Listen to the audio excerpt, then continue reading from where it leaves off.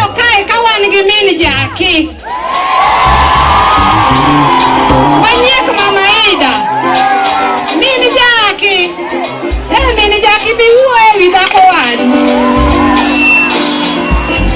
Sama min Jaki biro, nitie gimolal kae mondo walandi.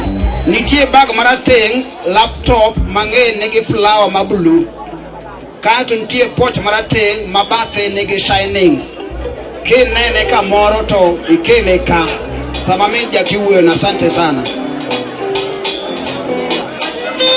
Aya, yo Migori oi!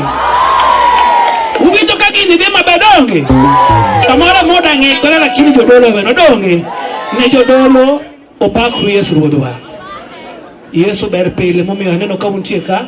Nawinjo Nyasaye moro kopaka, mawinjo ka wach ni yawa kama ntieni. Samoro wich kuch nyalo nego, onego go chonga piny warwa! Mondo ne Yesu! Amor, Your Excellency, mane duongo ni omejo ma iluongo ni nyiego. Samo nana ka duongo nano nyiego maduong'. Wan gi pinyene ka airinere. Oh, ywe kola. Sawa, mano sawa, onge tabu. Adona wacho achiel, opako Yesu Ruodhwa. Awacho achiel ka sawa weya. Ne joduto tete ne Robert please man jiranda ago mos ahinya kuom tho mar Florence icha ne ng'ata ahere. Ne jolendo duto te mag Ramogi tete no nyisa ni kabiro ka Ramogi radio tamosi no opaki Yesu. Kas jobelo banyane be Nyego anaonge wach wadogi jopiny era lakini ochilo gavana umejo Erokamano ma iluongo ni min Jaki. Min Jaki koma jema kigichung'ie koda sai. Adwa penjo gi muolo ka nitiere jo administration man ka.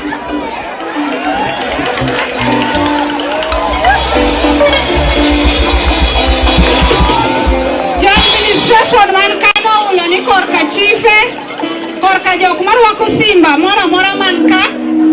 Madidwar wacho gimoro be untiere. Nitie chief, assistant chief ma area ni. Aneno ka onge, mano ber. Adhi kuom MCAs. Kora luonga MCA madala ka. To mondo saadi pia kwayo gi ng'wono, MCAs wamoko bende ma e constituency ni, obiya ka jatelo ni telonwa. Akwayo gi ng'wono nikech ang'eni wabedo mabor.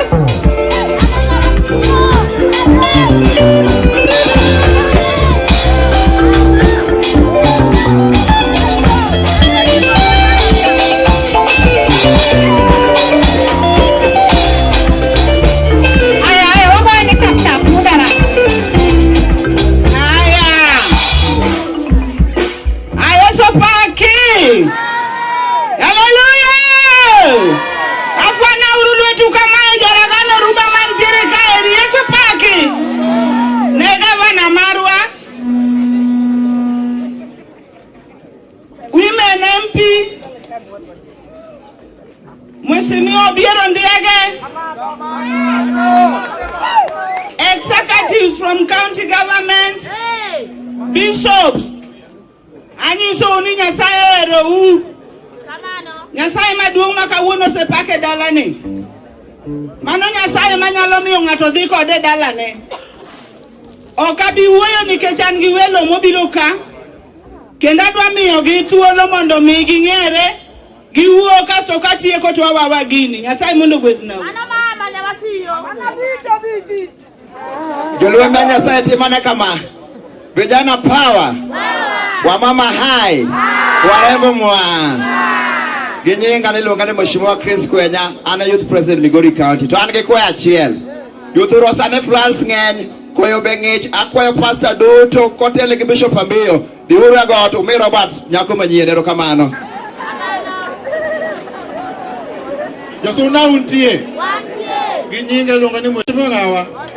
Arongo sub county North Kamagambo kocha. Josuna dwa wacho mana weche ariyo kende. Wach mokwongo, wan kaka MCA nyicha umiyo wa speaker, dong kamano. Gavana maru owacho nohero josuna kendo speaker dok suna. Dok osok dogi. Wang'ni miwa uru ng'ato ma ok nyal guodo wi gavana. Uwinja kusuku winja. Okoda bedo gi tich matek. Kipane josuna 20 no apply. Beduru piny kendo uru ng'ato achiel manyalo tiyo. Wacho kosoka wacho.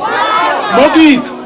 Jodalawa Bishop ni lando ni wan gi jamoko achiel e Muma kocha. To Migori ka wan gi jakwar jamoko. Dong kamano. Jakwar jamoko en Pindra koso en Pindra. Gavana ako ni kama. King'iyo tent ni te. Yudhe ni ng'eny ka. An kana campaign. Chuo mane chanda te.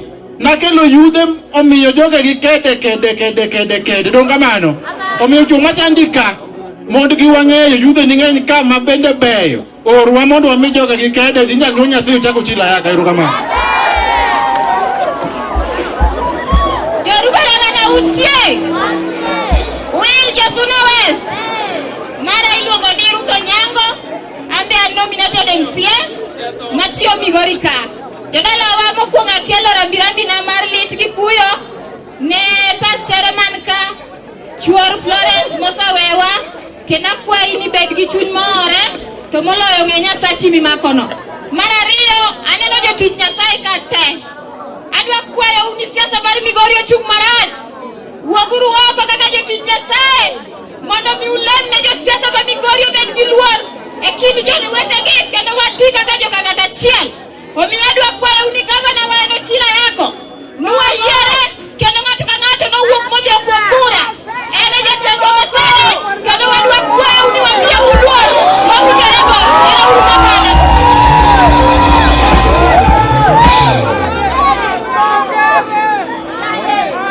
Aya yawa utie timna kama kikipene Nyasaye munu gwedhai the family amar Florence timo numos Nyasachwa mondo chung kodu ne jower tema e Kenya mzima atimo numos Nyasaye mondo bed jakoru lweny nyalo mako nyawadu mar chunjo Nyasaye manyalo ting'e malo.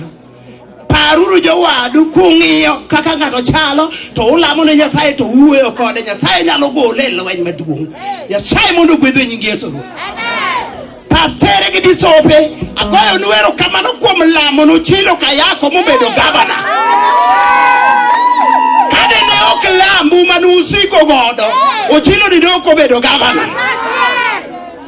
Awinjo kapinyi sakini kapinyi kitini kadwa wachore ni ya Nyasacho Chilo Kayako duong'. Oko nyalo iduoko ng'ato. En kati kiri kuome pi en ruoth. Kati ol kuome tia gas en ruoth.